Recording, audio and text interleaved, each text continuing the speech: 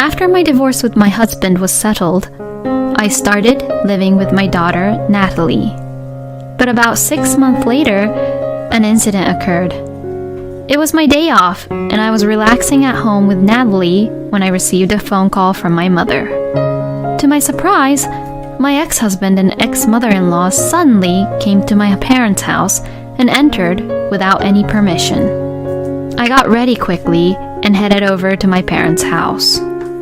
When I arrived at my parents' house, my ex-husband and ex-mother-in-law were sitting on the living room sofa, waiting for me. I had no idea why they had come so suddenly. "Why did you both suddenly show up at my parents' house?" I asked, and my ex-husband John said something which surprised me. "I want you to give me back the money that you owe me." My name is Aaron, and I am a 40-year-old office worker. I've been married to my husband John for 14 years. My daughter Natalie was born at about the same time I got married, so she's already in the 8th grade. The three of us were living happily together as a family, and I knew that we would always be able to build a nice, warm home together. I met John at a blind date, and I was immediately attracted to his friendly, kind, and cheerful personality. He was also attracted to me as well, and we kept in touch all through our high school years. We exchanged contact information at the time, and we started going out after a few dates. A year later, he proposed to me, and we got married. I loved him so much, and I was so happy when he decided to marry me. I had a group of good friends from high school, and the four of us always got together whenever something happened. When I told them that I was getting married, they all congratulated me. I remember that they all attended our wedding and were saying that they wanted to get married too. Then, after my wedding, one by one, my friends got married to their husbands one after another, and all the members got married. We laughed and talked about how our group has suddenly become a group of adults, because just a group of good friends and classmates had all at once become a group of married women. Then, when I got pregnant, they all started getting pregnant one after the other, and in no time at all, it became a group of mom friends. I felt like we were going through life together, and I knew we would be close, good friends for the rest of our lives. I had a fulfilling time as a wife and a mother in this way, but I think I was also happy being an employee at the company where I work for. After I graduated from college, I was assigned to the planning and development department of a major company where I worked very busily every day. The work required difficult skills, but it was very rewarding, and every day was a learning experience and discovery. One of my friends in the moms group, who is a full-time housewife, had once said to me, "You're really a workaholic, Erin, but you also have a fulfilling private life with your family, and it's like you have two bodies or something."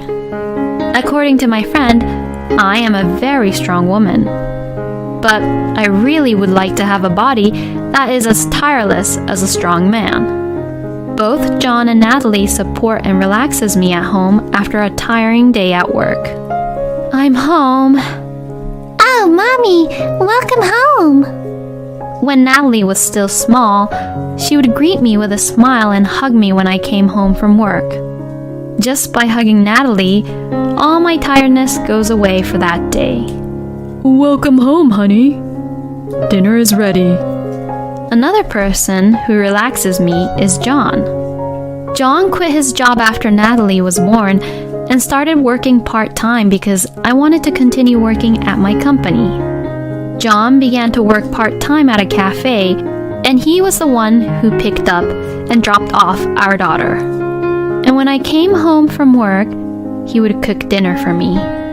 It's pretty difficult to cook with a tired body after a long day at work, and it's a real relief to come home and find a hot meal ready for me to just eat. John's cooking makes my body and soul feel relaxed, and I take a bath with Natalie and talk about the day. My life was like that, and my work and private life were very fulfilling. I think I was able to do this because both John and Natalie were understanding of my work. But because such a kind husband and daughter let me be like this, I became even more focused and got more passionate about my work. As I produced positive results at work, I was promoted to a higher position. I started working more overtime and began to come home pretty late at night. This often meant that by the time I got home, Natalie was already asleep in bed. Fortunately, by then, Natalie was in the upper grades of elementary school, so she was a little mature enough to understand the difficulties of my job and was able to do some things on her own. So, John also began working more hours for his shifts at the cafe. Lately, I've been really into checking out different coffee shops and buying their coffee beans. I bought some today too. I also bought some cakes at a new cake shop, so let's have them with the coffee. John seems to be addicted to coffee and making coffee, as he seems to be learning about roasting the coffee beans, making coffee with different types of coffee beans, and putting them into practice at his part-time job. That's why he makes very good coffee even at home. In this way, John and Natalie both forgave me for being so passionate about my work, and I didn't realize that our family relationship was slowly starting to fall apart. I first found out about it when Natalie came to me to consult about something. What's wrong? You said you wanted to talk about something. Well, actually, the other day, when I went to see a movie with friends from school, I saw Dad being with another woman. What? It wasn't like they were holding hands arm in arm or anything like that, but they looked a little intimate with each other. And since last year or so, I often hear Dad talking on the phone before you come home from work, Mom. And at other times, Dad's so focused with his phone that he wouldn't really pay attention to me when I spoke to him, and he would look kind of happy while looking at his phone. At first, I thought he was texting you, Mom. I also thought that he was talking to you, Mom, when he was on the phone. But after seeing him, I started to wonder if he was talking to the woman from the other day. Natalie was saying this with a very sad look on her face. She was already in middle school at that time, so she is sensitive to such things and would not be able to handle the shock by herself. And hearing this, I was for sure in shock too.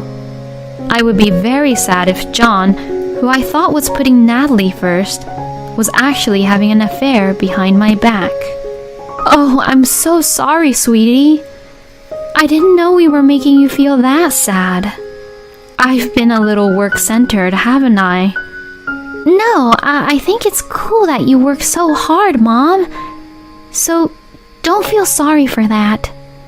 I was very happy that Natalie said such kind and understanding words to me.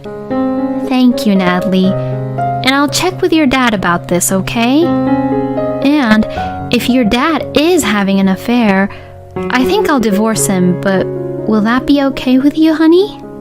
When I asked her that, she nodded her head.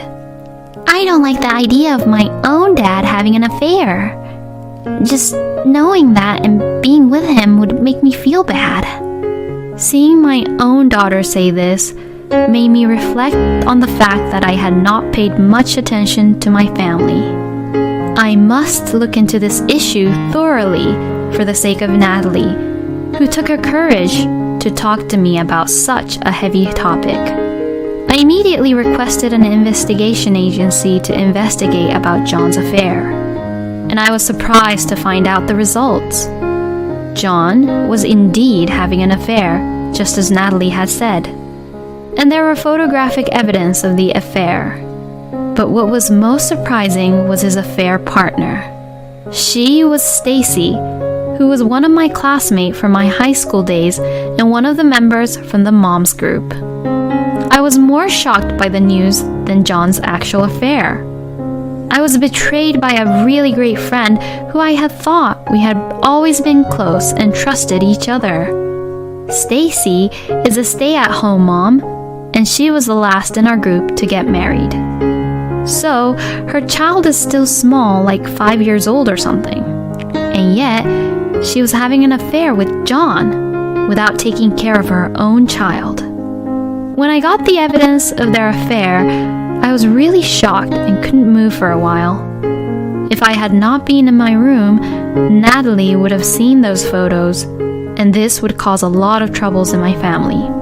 I was not ready to show and confront John yet, and I could definitely not show Natalie these photos. I took a deep breath and tried to calm myself down. Then, one of the friends from the mom's group informed me that she had changed her job, so I thought it would be a good opportunity and suggested that we all get together. Stacy would still have no idea that I knew about the whole affair thing, even if I suggested for a get-together. So my friends set up an opportunity to get all together, and I was to meet Stacy, my husband's lover, 3 weeks later. In the meantime, I hired a lawyer in a hurry and prepared for the divorce. I told Natalie about what I had found out briefly and told her that her dad and I were getting a divorce. So, Natalie and I spent our days off together looking at new apartments to live in. And in no time at all, the day would come when I would confront Stacy at the get-together. Firstly, I asked my friend who has changed jobs to her new job, and then everyone gave their own updates. Stacy still didn't seem to know that I knew about her secret, and we talked normally. Everyone is working after all, so it's good that things are changing.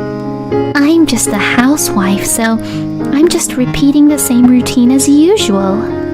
Stacy says so about her life. Well, you don't have to work, Stacy, because you have a husband who can provide for you. Another one of my friends says that to her. Well, I do appreciate my husband, but there are times when I feel like I'm a little bored of it. I guess now is the time to talk and confront her about her secret. So that's why you have affairs with other people's husbands, right? Huh? Stacy and my other friends froze at my comment. Hey, Erin, what do you mean by that? Stacy kept silent with her face turning blue, and the other friend asked me the question. Well, it looks like Stacy has an affair with my husband, John. What? No way! You must be joking. Stacy would never do such a thing. The other friends tried to protect Stacy. Since other friends protected her, Stacy took advantage of it. That's right. Erin, what are you saying all of a sudden? You probably must have mistaken me for someone else, don't you think? Well, of course, Stacy would try to say that. Oh, really? Well then, why don't you all check this with your own eyes? With that, I took out the photos of evidence from my bag. My friends are checking out the photos that are laid out on the table. Oh my gosh! Stacy, why? Stacy probably didn't think that I even had the photos as evidence. She can't seem to hide her surprise and covers her open mouth with her hand. I was really in shock, you know. Why did you have an affair with my husband? Stacy finally seemed to think she couldn't escape. I'm really sorry. I happened to walk into that cafe where your husband works, and I told him that I had no idea he worked there, and from then on, I began to go there. My husband does provide for me, but he stopped caring about me so much after we got married. That's why I was beginning to feel lonely. Stacy started to cry when she said that. But even if she has such a reason, having an affair is not good in general, and it's not right to touch a friend's husband. I proceeded to talk in a nonchalant manner and not trying to be carried away by Stacy, who was crying her eyes out. I'm sorry to everyone else, but I'm going to tell Stacy here that I'm going to charge her alimony. And I also put the content certified mail in your mailbox at your house today, Stacy. So maybe your husband should have already checked it by now, right? Oh no! How could he do such a terrible thing? Terrible thing? It's much more terrible to mess with your friend's husband when you yourself are married and have a child too. You should be punished and pay for your crime properly. When I said this, Stacy turned pale and nodded her head.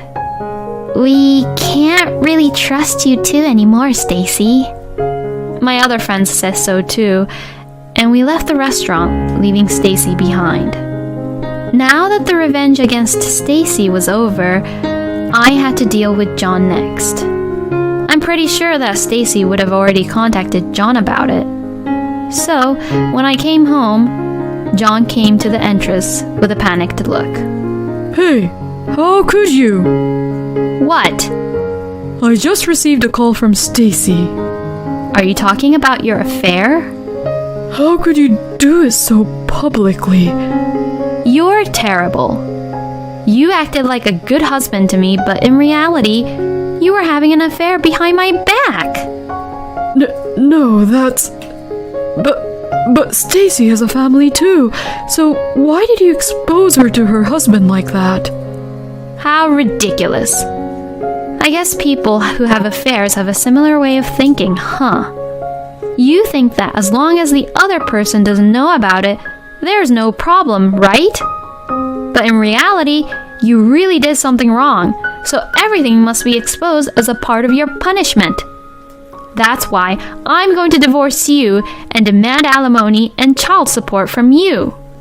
Since there was already evidence of the affair and no way for John to get away with it, he agreed to divorce, but was reluctant to pay for alimony and child support.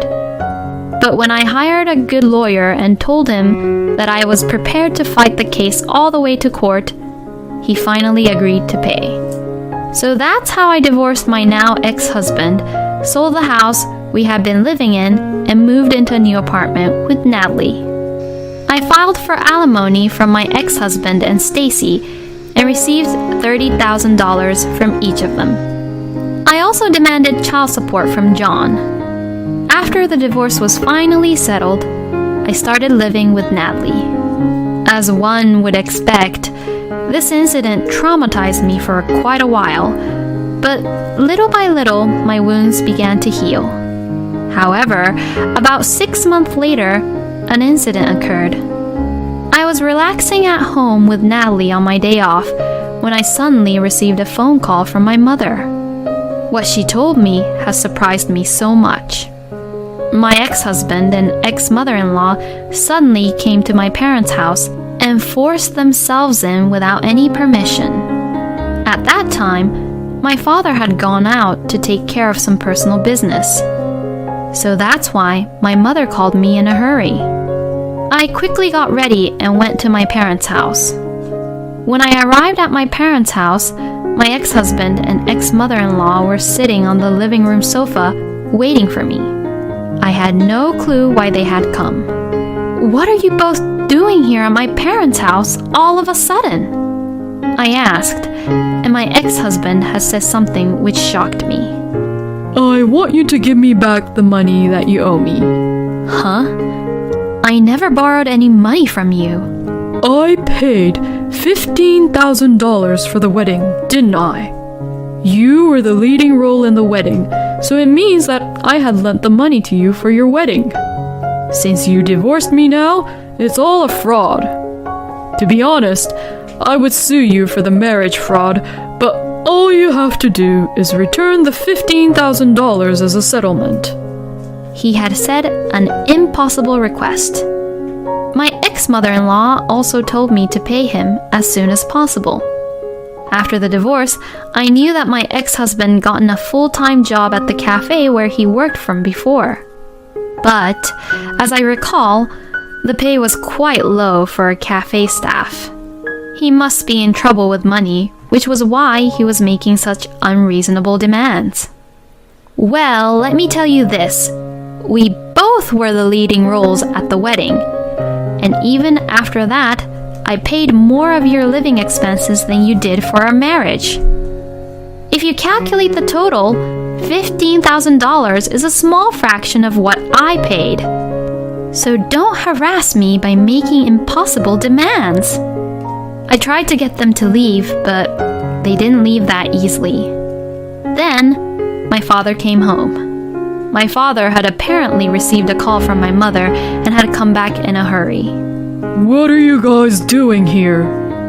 My ex-husband explained the same thing to my father while being scared to death at my father, who was shouting angrily. My father listened silently but seemed to be beyond angry and taken aback by John's impossible demand. It's your fault for having an affair in the first place. If you're going to make such unreasonable demands, get the hell out of here. Saying this, my father tried to kick him out, but my ex-husband got down on his knees. Please, Aaron, lend me money. Not only from you, but Stacy's husband is demanding alimony from me, and I really can't pay up anymore. $15,000. No, $10,000 would even help. He must be insane to be begging for money at a time like this. I coldly told him, no, I can't do that, so go home. But to that, my ex-mother-in-law says, Come on, you are also responsible for what had happened. and insisted that I was obligated to lend the money. The situation was getting out of hand. So, my father said, Okay, I'll get the money, so wait. And went to another room. Hey, Dad, what do you mean? I hurried after him, and my father grinned. Well, I have plenty of money. Since we have it, why don't we give it to them? I was convinced after I saw my father open the closet and take it out. Well, this will be interesting. My father put the bills in an envelope and gave it to John. After finally getting what they wanted, my ex-husband and ex-mother-in-law left with satisfied looks on their faces. And just as they left, I immediately locked the door and called the police. The two seemed to have checked the envelope after they went outside and immediately came back and started banging on our front door. Hey, what the hell is going on here? This is fake money from Monopoly. I don't want this fake cash. My ex-husband shouted angrily at the door. I laughed and said to him over the front door, Since we have so much money, I thought I'd share it with you, you know. Then, my ex-husband said, You've got to be kidding! And started to bang the front door even harder. It sounded as if they were both kicking the door with their feet. But they didn't seem to think that this would end up becoming a huge problem for them. John and his mother were just kicking the front door when the police arrived and caught them red-handed. All the neighbors gathered around, and apparently a lot of people saw John and his mother getting arrested. In the end, John didn't get any money, but he had to pay a fine for the arrest and the cost of reimbursement for the damage to our front door. Moreover, it seems that one of the people who saw the arrest was a regular customer at the cafe where John works, and word got out to the cafe, and he got fired instantly. Now, he's currently unable to find work and has returned to his parents' home, where his in-laws are paying alimony and child support on his behalf instead. I have also issued a restraining order against my former in-laws against our family. Now, if anything happens, my family will be able to call the police and the police would come immediately. And now, I am happy as ever with Natalie. I will continue to work hard and watch my own daughter grow up. Thank you for watching until the end. please subscribe to our channel. See you in the next video.